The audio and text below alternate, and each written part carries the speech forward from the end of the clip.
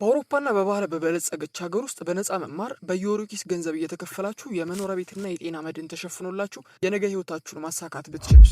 ይህ በብዙዎች ዘንድ በጣም ተፈላጊ የሆነው የቱርክ መንግስት የነፃ የትምህርት እድል ወይም ደግሞ የትርክሽ መንግስት የነፃ የትምህርት እድል በቅርቡ ሊከፈት ጥቂት ቀናቶች እንደቀሩት እየተነገረ ነው።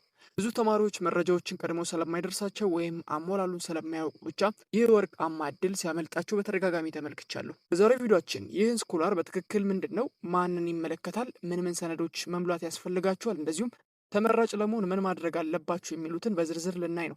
እስከ ቪዲዮ መጨረሻ ድረስ አብራችሁን ቆዩ። ምክንያቱም ማንም የማይነግራችሁን የማመልከቻ ሚስጥሮችና አንዳንድ ቲፖችን ልንነግራችሁ ነው። ለጂኤምሲ ዶክ አዲስ የሆናችሁ ቤተሰቦች ካላችሁ ሰብስክራይብ ብታደርጉ ቻናላችንን እንደዚህ አይነት ፈጣን መረጃዎች በየተለያዩ ጊዜ እንዲደርሳችሁ እናደርጋለን። ለመሆኑ ለምንድን ነው የስኮላርሺፕ ከሌሎቹ የሚለየው? በዋናነት ፉሊ ፈንድድ ወይም ደግሞ ሙሉ ወጪ የሚሸፈንበት በመሆኑ ነው። ቁልፍ ነጥቦችን በዝርዝር ልንገራችሁ። የዩኒቨርሲቲ ክፍያ ወይም ደግሞ ቱቲሽ ፊ የሚባለው ሙሉ በሙሉ እንደሚሸፈን የተነገረው።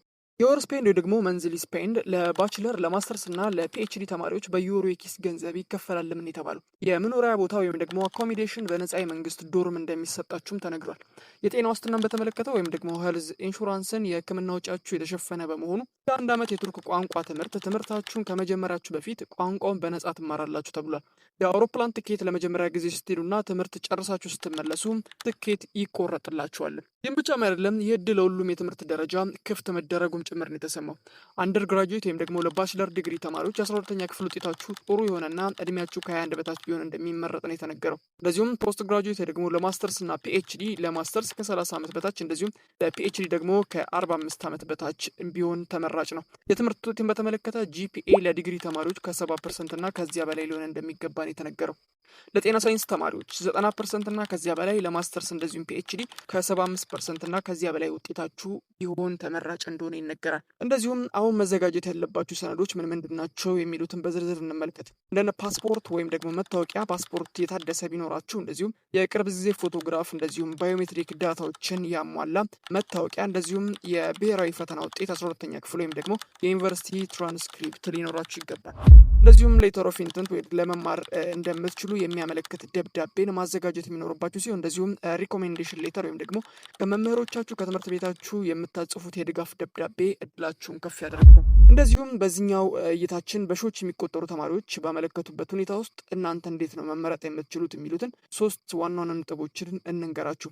ተጨማሪ ተግባራት የድግሞ ኤክስትሪም ሰርኩሊያር የሚባሉት የበጎ ፍቃድ አገልግሎቶች፣ የስፖርት ወይም ደግሞ የጥበባት ሳይንስ ተሳትፎችን ያገኛችሁ ሰርተፊኬቶች ካሉ ብታሟላቸው መልካም ነው። እነዚህ እጅጉን ይረዳሉ። ሌላኛው ደግሞ የምታጽፏቸው የድጋፍ ጽሁፎች ወይ ደግሞ የድጋፍ ደብዳቤዎች ከኢንተርኔት ኮፒ አድርጋችሁ በራሳችሁ ቃላትና በሚያምር ጥሩ አጻጻፍ ቢጻፉ መልካም ናቸው። እንደዚሁም ጊዜውን ጠብቆ ማመልከት ነው። ሌላኛው ብዙ ተማሪዎች በሺዎች የሚቆጠሩ ተማሪዎች ከጥር እስከ የካቲት ባለው ጊዜ ውስጥ ክፍት በሚሆንበት ሁኔታ ውስጥ ብዙዎች ይጨናነቃሉ። ስለዚህ በጊዜ ነገሮችን ማስተካከል ወሳኝ ነው።